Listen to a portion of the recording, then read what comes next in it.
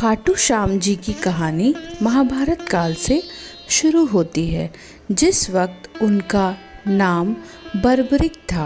बर्बरिक भीम का पुत्र और घटोत्कच का पुत्र था। बर्बरिक बचपन से ही बहुत वीर योद्धा था, जिसमें अपनी माँ से युद्ध कला सीखी थी।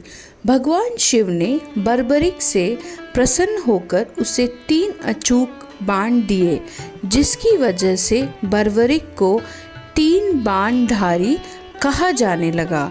उसके बाद अग्निदेव ने उन्हें एक तीर दिया, जिससे वो तीनों लोक पर विजय प्राप्त कर सकते थे। जब बर्बरिक को पता चला कि पांडवों और कौरवों के बीच युद्ध चल रहा है, तो वो महाभारत युद्ध का साक्षी बनना चाहते थे। उसने अपनी माँ को वचन दिया कि वो युद्ध में भाग लेने की इच्छा रखते हैं और वो हारने वाली सेना की तरफ से लड़ना चाहते हैं। इसके बाद बर्बरिक वो नील घोड़े पर सवार होकर 3 बाण लेकर रवाना हो गए। रास्ते में श्री कृष्ण ने ब्राह्मण का वेश धारण कर बर्बरिक को रोका, ताकि वो उसकी शक्ति की परीक्षा ले सके। उन्होंने बर्बरिक को उकसाया कि वो केवल 3 तीरों से युद्ध कैसे लड़ेगा। इस बात का जवाब देते हुए बर्बरिक ने कहा कि उसका एक बाण ही दुश्मन की सेना के लिए काफ़ी है और वो वापस अपने तरकश में लौट आएगा। बर्बरिक ने तब श्री कृष्ण को बताया कि उसके पहले तीर से वो निशान बनाएगा, जिसको उसे समाप्त करना है, और उसके बाद तीसरा तीर छोड़ने पर उसके निशान वाली सभी चीज़ें तबाह हो जाएंगी। उसके बाद वो तीर वापस तरकश में लौट आएगा। अगर वो दूसरे तीर का प्रयोग करेगा तो पहले तीर से जो भी निशान लगाए थे वो सभी चीज़ें सुरक्षित हो जाएंगी। कुल मिलाकर वो एक तीर से तबाही और एक तीर से रक्षा कर सकता है। और जब श्री कृष्ण को बर्बरिक की शक्ति का पता चला, तो उन्होंने बर्बरिक को चुनौती दी कि अगर वो जिस पीपल के पेड़ के नीचे खड़ा है उसके सभी पत्तों को आपस में बांध देगा, तो उनको बर्बरिक की शक्ति पर विश्वास हो जाएगा। बर्बरिक ने चुनौती स्वीकार कर ली और तीर छोड़ने से पहले ध्यान लगाने के लिए आंखें बंद कर दी। तब श्री कृष्ण ने बर्बरिक को पता लगाए बिना पीपल का एक पत्ता तोड़कर अपने पैरों के नीचे छुपा लिया। जब बर्बरिक ने पहला तीर छोड़ा तो सभी पत्तियां और निशान हो गए और अंत में सभी पत्ते श्री कृष्ण के पैरों के आसपास घूमने लगे। अब श्री कृष्ण ने बर्बरिक से पूछा कि तीर भी मेरे पैरों के चारों ओर क्यों घूम रहा है। इस पर बर्बरिक ने जवाब दिया कि शायद आपके पैरों के नीचे एक पत्ता रह गया है और ये तीर उसे छुपे हुए पत्ते को निशाना बनाने के लिए पैरों के चारों ओर घूम रहा है। बर्बरिक ने श्री कृष्ण से कहा, ब्राह्मण राज, आप अपना पैर यहाँ से हटा लीजिए, वरना ये तीर आपके पैर को भेद देगा। श्री कृष्ण के पैर हटते ही उस छुपी हुई पत्ती पर भी निशान हो गया।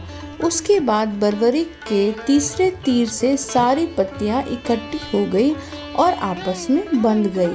तब श्री कृष्ण ने समझ लिया कि बर्बरिक के तीर अचूक हैं, लेकिन अपने निशाने के बारे में खुद बर्बरिक को भी पता नहीं रहता है।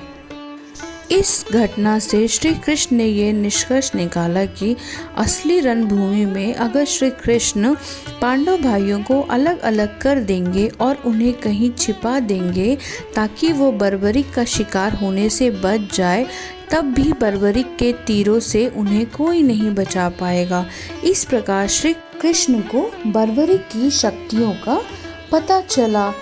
तब श्री कृष्ण ने युद्ध में उनकी तरफ से लड़ने का प्रस्ताव दिया। बर्बरिक ने अपनी गुप्त बात उनको बताई कि उसने अपनी माता को वचन दिया है कि वो केवल हारने वाली सेना की तरफ से ही लड़ेंगे। और कौरवों को भी बर्बरिक के इस वचन के बारे में पता था, इसीलिए उन्होंने युद्ध के पहले दिन अपनी 11 अक्षौहिणी सेना को नहीं उतारा था, ताकि जब कौरवों की सेना पहले दिन पांडवों से हार जाए तो बर्बरिक कौरवों का सहयोग कर पांडवों का विनाश कर देगा। इस प्रकार जब वो कौरवों की तरफ से लड़ने लगा तो पांडवों की लड़ रही सेना कमजोर हो जाएगी। उसके बाद वो पांडवों की सेना में चला जाएगा। इस तरह वो दोनों सेनाओं में घूमता रहेगा। श्री कृष्ण को अब लगने लगा था कि अगर बर्बरिक इस युद्ध में शामिल हुआ तो कोई भी सेना नहीं जीत पाएगी और अंततः कौरव पांडव दोनों का विनाश हो जाएगा और केवल बर्बरिक शेष रह जाएगा। तब श्री कृष्ण ने विचार किया कि बर्बरिक को रोकने के लिए उसको बर्बरिक से उनकी जान मांगनी होगी।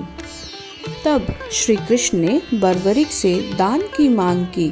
तब बर्बरिक ने कहा, प्रभु आपकी जो इच्छा हो मैं आपको देने को तैयार हूँ। श्री कृष्ण ने दान में बर्बरिक का सिर मांगा। बर्बरिक भगवान श्री कृष्ण की अनोखी मांग को सुनकर चकित रह गया और इस अनोखी मांग पर उस ब्राह्मण को अपनी असली पहचान बताने को कहा। श्री कृष्ण ने बर्बरिक को अपना विराट रूप दिखाया और बर्बरिक उसे देखकर धन्य हो गया। श्री कृष्ण ने तब बर्बरिक को समझाया कि रणभूमि में युद्ध से पहले सबसे वीर क्षत्रिय की बलि देनी पड़ती है, इसलिए मैं तुमसे तुम्हारा सिर दान में मांग रहा हूँ और मैं तुमको इस धरती का सबसे वीर क्षत्रिय होने का गौरव देता हूँ।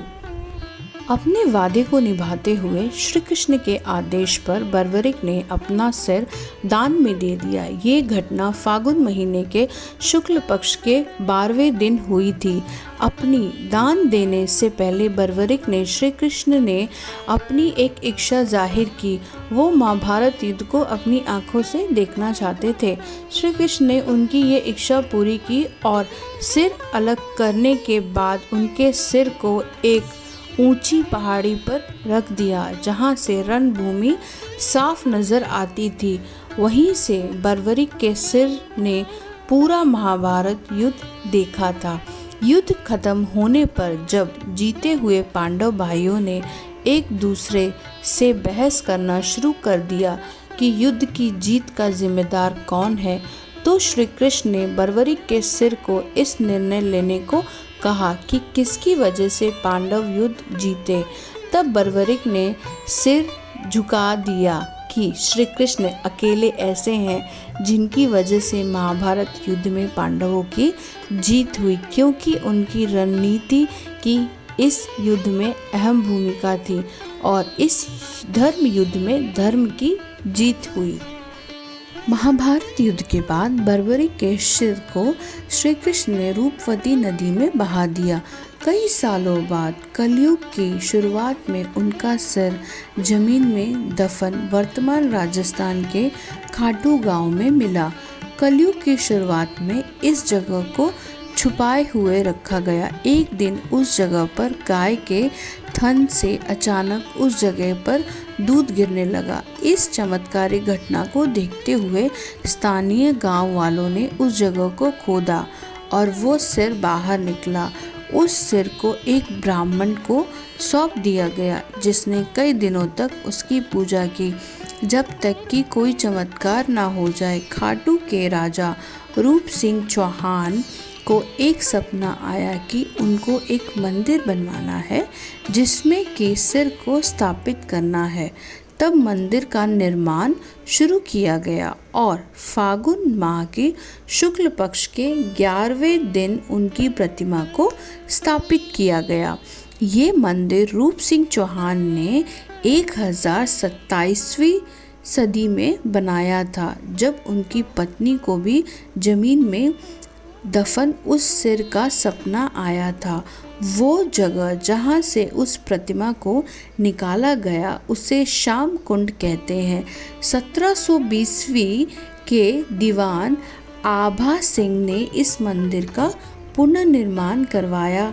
तब से ये मंदिर उसी जगह पर स्थित है और आज भी उस प्रतिमा की चमक बरकरार है। खाटू श्याम जी आज कई घरों के पारिवारिक देवता हैं। उनका एक नया मंदिर अहमदाबाद में भी बनवाया गया है जिसे बलिया देव कहा जाता है, जहां नवजात शिशुओं को आशीर्वाद दिलाने के लिए उनके माता पिता उन्हें लेकर जाते हैं। खाटू श्याम जी का एक प्रसिद्ध मंदिर राजस्थान के सीकर जिले में स्थित एक पवित्र मंदिर है जो महाभारत काल में बना मंदिर माना जाता है।